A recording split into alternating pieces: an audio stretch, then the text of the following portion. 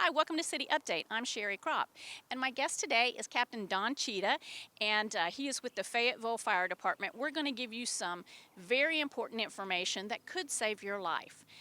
Now, Captain Tschida, the other day when I was talking to you, you gave me some very eye-opening statistics about homes not having working smoke alarms. What were some of those statistics? So statistically across the United States, 25 to 30% of residents do not have a working smoke alarm in their house. And 40% of fatal fires that have occurred involved a residence with no working smoke alarm.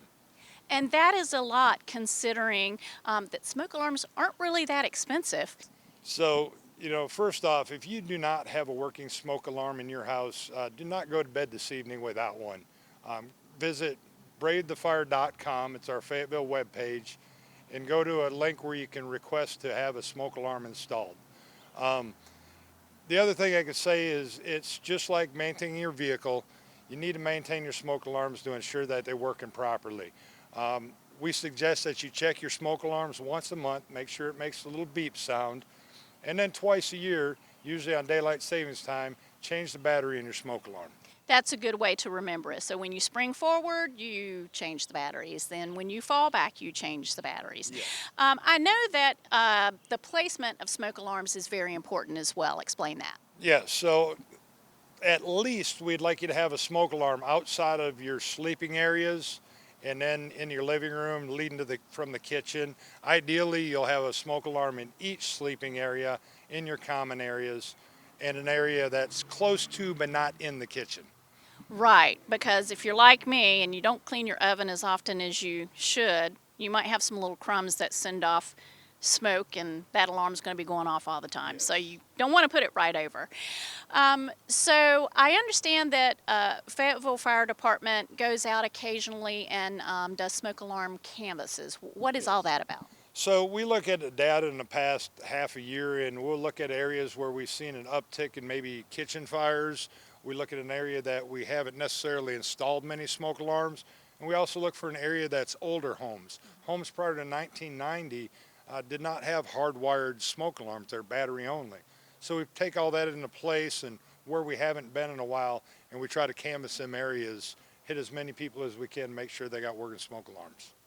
And if they do not have smoke alarms in their home, is there something that you can do to help them with that? Yes, so we have a program, we get some grants, and then we purchase smoke alarms throughout the year. So if we got a residence that does not have one, we're not going to let you go the night without a smoke alarm. We'll have one of these 10-year batteries self-enclosed. You don't have to change it or do anything, and we'll install this to make sure you have at least one alarm in your home that night. But smoke alarms really are not that expensive when you think about the payoff, right? That's correct. And, one of the things that we like to hit on residents is if you're in a newer home, especially newer than 1990, they changed the building code to put smoke alarms in each room and the common areas. And not only that, but they're all hardwired interconnected. So if one goes off, they all go off. Very important, especially if you have a two-story house. You don't want to be downstairs and be unaware that there's a fire upstairs. So while we do have smoke alarms that we'll install if you need one, we really want the residents to go out and replace all their smoke alarms at the same time so they still got the interconnectivity and they work like they're designed to work. That's exactly right.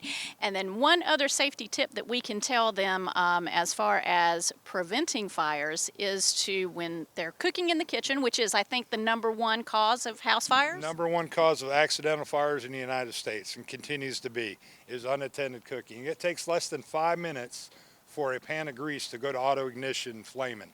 And that's the time that people will spend texting a friend or out in the garage smoking a cigarette or putting a dog out. Or the husband's watching sports or a football game or something on Yes, TV. it happens so quick, so we can't emphasize enough to please stay in the kitchen and watch your food while you're cooking it. And we say stand by your pan.